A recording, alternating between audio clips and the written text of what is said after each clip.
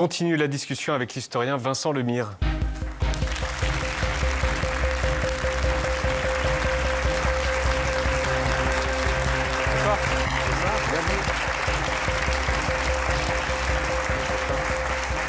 Bonsoir Vincent Lemire, Yannis Roder, une partie de l'équipe et le public, mais je l'ai.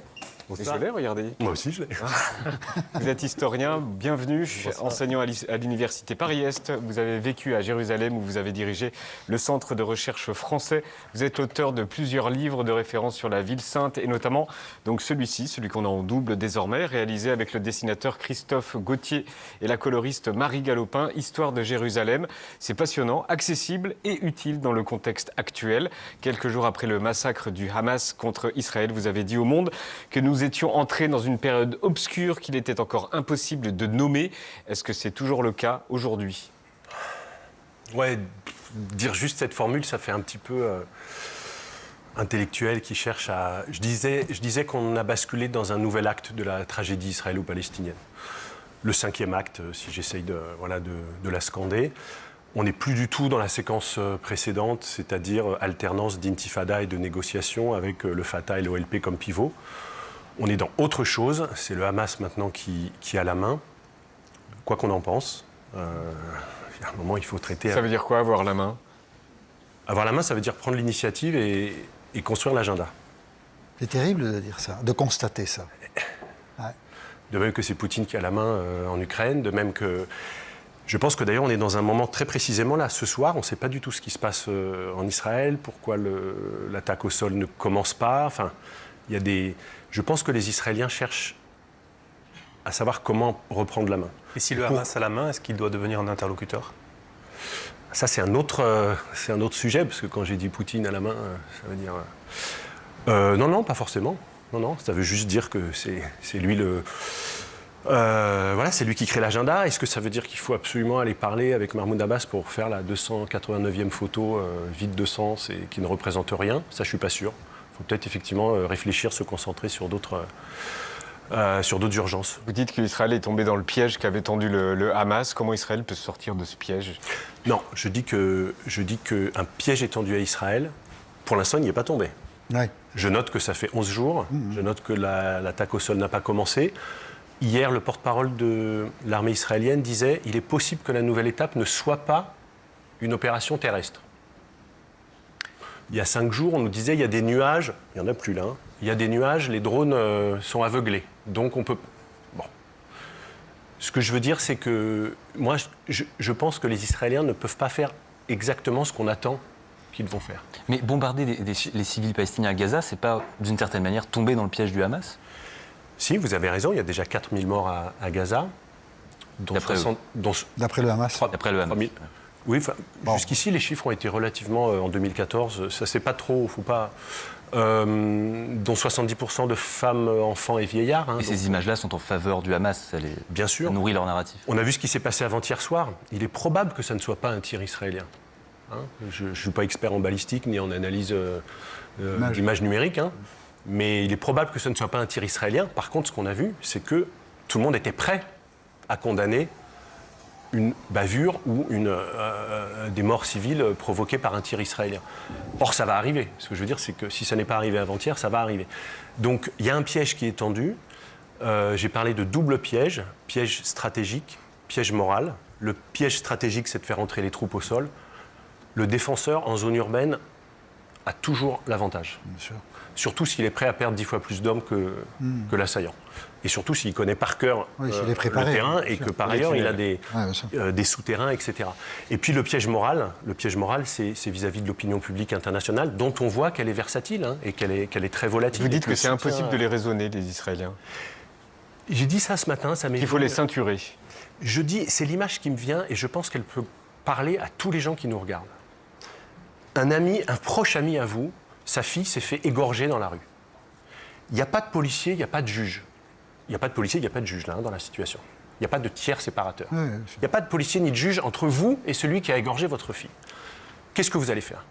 Vous allez essayer de trucider, vous allez courir après le gars pour le trucider. Vous allez vous venger. Et c'est normal. S'il n'y a pas de juge, ce n'est pas une société, et donc vous êtes...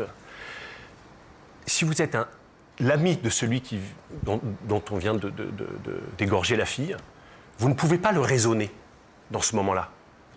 Vous n'allez pas le raisonner, vous n'allez même pas. Vous allez le comprendre, vous allez pleurer avec lui, mais vous allez le ceinturer pour l'empêcher de commettre l'irréparable.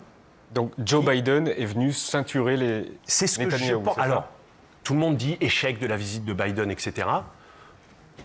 Sur les images, on record, on n'a pas vu grand-chose. Soutien indéfectible, armement, etc., etc.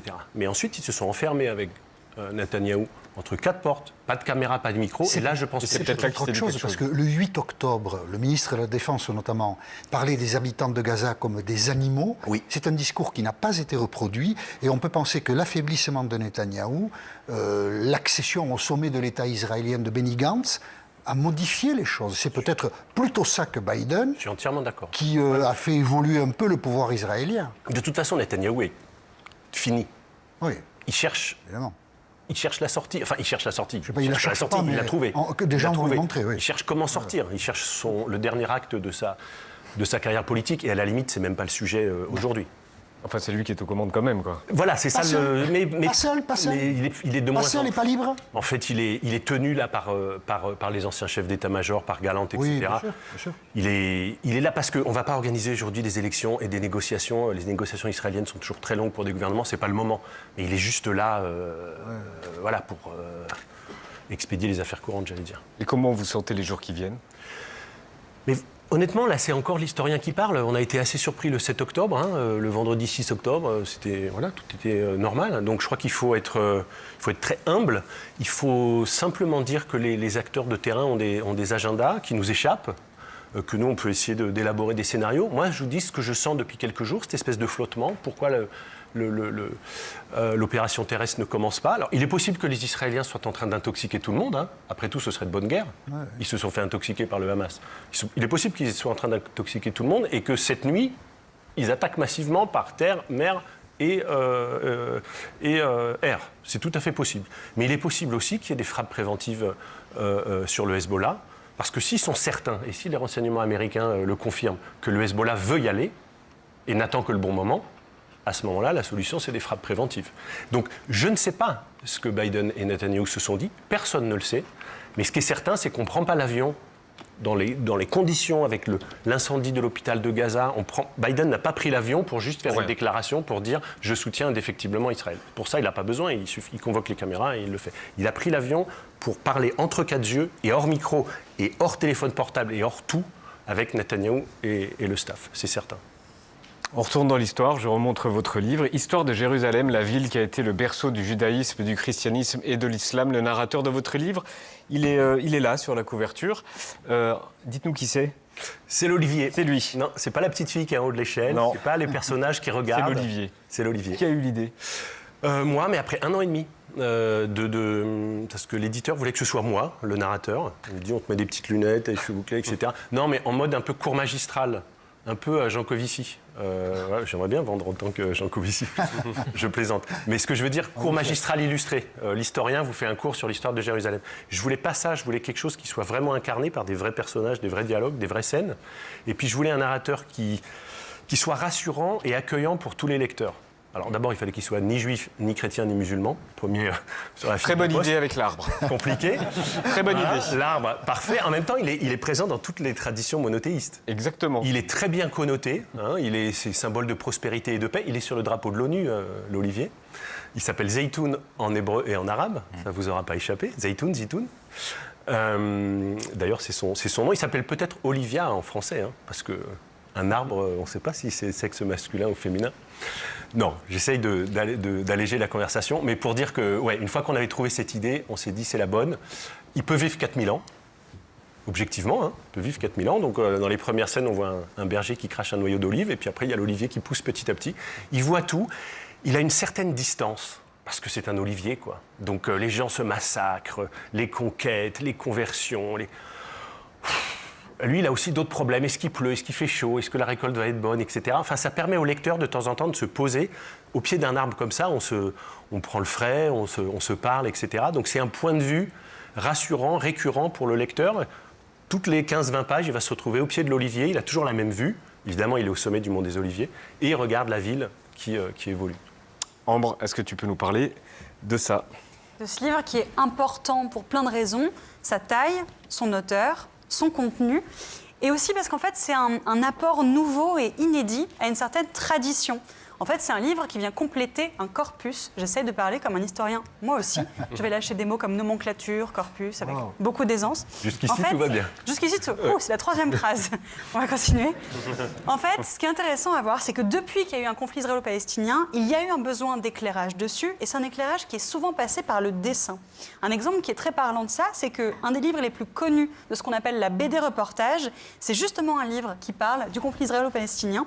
Au début des années 90, le dessinateur Joe Sacco, un Américain, qui avait une expérience dans le dessin de comics et qui a étudié le journalisme hard news, a décidé que pour rendre compte de ce qu'il voyait en Cisjordanie et à Gaza, le meilleur moyen était de créer une forme hybride entre dessin, texte, croquis, bulles de BD, et pas dans un style qui tendrait vers un réalisme photographique, non, plutôt dans un style justement comics. Une fois publié sous forme de livre, ça a été couronné de plein de prix et ça a débuté une vraie tradition de reportage BD, notamment sur le conflit israélo-palestinien. Une tradition que vous renouvelez, vous, Vincent Lemire, puisque vous n'êtes pas reporter, vous êtes historien et vous apportez un éclairage historique. Déjà, il y a un détail, c'est que dans la tradition du BD reportage, généralement, le journaliste se met en scène et se représente. Vous venez de dire que vous avez choisi de vous effacer derrière l'histoire et derrière l'olivier. Et pour le projet d'éclairage historique que vous avez en tête, la forme dessinée prend énormément de sens. Parce que le dessin permet de compléter ce que la photo ne permet pas de montrer. Vous savez mieux que moi qu'on manque cruellement de vidéos en bonne qualité du 1er siècle avant Jésus-Christ. Un peu, ouais. Grâce au dessinateur Christophe on va peut-être Gauthier, les trouver, mais... on les trouvera. En tout cas, grâce au dessinateur, vous racontez l'histoire de Jérusalem, vous montrez un même lieu et ceux qui s'y sont succédés pendant plusieurs milliers d'années. L'image prend son sens pour différencier tous les peuples qui ont vécu là, avec tout un arsenal d'outils ludiques, des cartes, des flèches. Le dessin vous permet aussi d'illustrer des épisodes religieux de différentes religions, ou encore de donner la parole à des gens qu'on entend trop peu dans les médias, comme l'empereur Constantin, par exemple. Et ce que je trouve super intéressant, c'est que grâce au dessin, vous montrez à la fois le passé, le présent, mais aussi le futur, en imaginant ce à quoi pourrait ressembler Jérusalem visuellement dans différents scénarios possibles. Et tout ça, c'est passionnant à la fois pour qui aime l'histoire et pour qui aimerait comprendre mieux l'actualité. Jérusalem, vous dites que c'est le nombril du monde. Moi, je ne suis pas le premier à le dire. C'est pas la France. La Tour Eiffel. Non, mais au Moyen-Âge, on représentait souvent, enfin, dans le monde occidental chrétien, le monde avec un nombril. Et c'était, c'est Jérusalem. C'est quand même, c'est le lieu où l'alliance en fait, du Dieu monothéiste et des hommes s'est créée. Hein. C'est le lieu du quasi-sacrifice d'Isaac, Ismaël. Donc ça, c'est une tradition juive, chrétienne, musulmane. Cette tradition, elle est posée juste en dessous du dôme du rocher, là, parce que c'est le rocher d'Abraham, le rocher d'Ibrahim. Sur la droite. Ouais, donc c'est le lieu de la première alliance, c'est le berceau des 3 monothéismes. Ces 3 monothéismes, c'est quand même aujourd'hui près des 2 tiers de l'humanité. Donc c'est pas complètement un hasard si on s'y intéresse, c'est pas complètement un hasard si on s'intéresse de si près à ce conflit aussi, à ce qui arrive en ce moment pas très très loin de Jérusalem. Alors ce qui frappe les visiteurs de Jérusalem avant même les atrocités de ces derniers jours, c'est la tension entre les communautés. Et on voit dans la BD que ça n'a pas toujours été le cas, en fait. Voilà, il y a des moments... mais c'est un peu comme dans l'actualité. Quand il ne se passe rien à Jérusalem, vous ne faites pas une émission spéciale sur Jérusalem en disant « tout va bien, c'est cool, les gens boivent des spritz en terrasse ». Enfin, a priori. Non. Et ben, dans l'histoire, en fait, c'est pareil. Et les sources, c'est un peu pareil. Les croisades et les massacres des croisades, on en a des kilos et des kilos de chroniques. La période ottomane, c'est 4 siècles quand même, 1516-1917. Il ne se passe pas grand-chose. Ça va plutôt bien. Toutes les communautés sont là, travaillent ensemble, etc., font du business. Voilà. Et donc, on en parle un petit peu moins. Le rôle de l'historien, c'est d'éclairer aussi un petit peu ces zones un petit peu, un petit peu plus obscures, un petit peu moins connues. C'est pas pour repeindre tout à l'eau de rose. Hein. C'est juste pour dire que les choses sont réversibles. L'histoire de Jérusalem et de cette sacrée satanée Terre Sainte, c'est 4000 ans au moins. Là, on est dans une séquence extrêmement dure. C'est peut-être bien aussi ce soir d'en parler, parce qu'en fait, je pense que les gens, là, depuis 10-12 jours, sont juste assommés. Et puis, ils n'ont pas forcément le bagage culturel, le bagage scientifique, le bagage de connaissances pour gérer tout ça. Une bande dessinée comme ça permet sur un même lieu, qui est Jérusalem, qui n'est pas n'importe lequel, de replacer tout ça dans un récit linéaire, rassurant, accueillant, Pour la petite histoire, c'est une BD qui est en train d'être traduite dans plein de langues, dont l'hébreu et l'arabe. C'est pas mon premier livre qui est traduit en hébreu et arabe, c'est toujours un Heureusement que vous effort avez choisi l'Olivier, donc. On J'avais revient l'idée. encore sur l'Olivier. Voilà. Yanis, est-ce que vous êtes déjà allé à Jérusalem? Est-ce Oui. que vous avez senti l'histoire? Ouais, je suis allé à deux moments différents à Jérusalem. Je suis allé au début des années 90 et j'y suis retourné il y a 3 ans. Et en fait, je m'adresse à l'historien que vous êtes. J'ai senti une différence entre ces 30 ans. J'ai senti qu'il y avait un poids du religieux en 2020 que je n'avais pas senti en 1990. Quelque chose de, pour moi en tout cas. Léger en 90. Ah ouais, c'était beaucoup plus léger en 90. Et là, j'ai trouvé ça. Enfin, pour moi, en tout cas, c'était pesant. J'ai trouvé ça pesant, même si c'est une ville assez extraordinaire. C'est une ville d'abord très lumineuse, les pierres sont extraordinaires. Mais j'ai trouvé qu'il y avait un changement, je ne sais pas ce que l'historien en pense, mais il y avait un vrai changement, en tout cas c'est comme ça que je l'ai perçu, dans l'atmosphère. Oui, bien sûr. Non, mais moi, je vais à Jérusalem très régulièrement depuis Elle a 1995. changé entre Ah oui, 90 et 30 ans, en 1995, je ne sais pas quand c'était votre premier... 80, ouais, c'est ça doit être ça. Bon, au milieu des années 90, alors en plus, on était assez optimiste, c'était le processus Mais d'Oslo. oui, parce que moi j'étais passé de Cisjordanie, j'étais passé de Cisjordanie à Jérusalem-Ouest, mais alors sans aucun Il n'y contrôle. avait pas le mur de séparation, Rien. on dînait à Ramallah, on passait la journée à Jéricho, on passait la soirée à Jérusalem. Bon, bref, c'était évidemment. Il y a un double mouvement, c'est que d'un côté, il y a une orthodoxisation de la population juive à Jérusalem-Ouest. Bon, ça, c'est vrai dans tout Israël, mais encore plus à Jérusalem. Et ça crée d'ailleurs des tensions, y compris entre les communautés juives à Jérusalem-Ouest. Et puis, il y a une islamisation de la cause palestinienne, dont le Hamas est un acteur majeur, évidemment. Voilà, on s'en étonnera pas, cette espèce de raidissement identitaire et religieux. Ce que permet une BD comme ça, c'est aussi de rappeler que ces identités religieuses, elles sont en fait beaucoup plus entremêlées. Et c'est pas une vision humaniste de gauche de 2023, en fait. C'est le contraire. C'est-à-dire qu'à l'origine, ces religions sont extrêmement mêlées, les traditions circulent, etc. Et puis, vers la fin du 19e siècle, on crée les États-nations et il y a des projets nationaux concurrents et les gens s'entretuent et instrumentalisent le religieux au service de leur projet nationaliste. Mais ce n'est pas le contraire. Voilà. Et donc revenir dans l'histoire, d'une certaine manière, ça peut être aussi un peu réconfortant. C'est passionnant. Lisez Histoire de Jérusalem. Je vous le donne. Ah ouais. Pour vos élèves. Pour les élèves. Pour vous, pour les élèves. Merci beaucoup.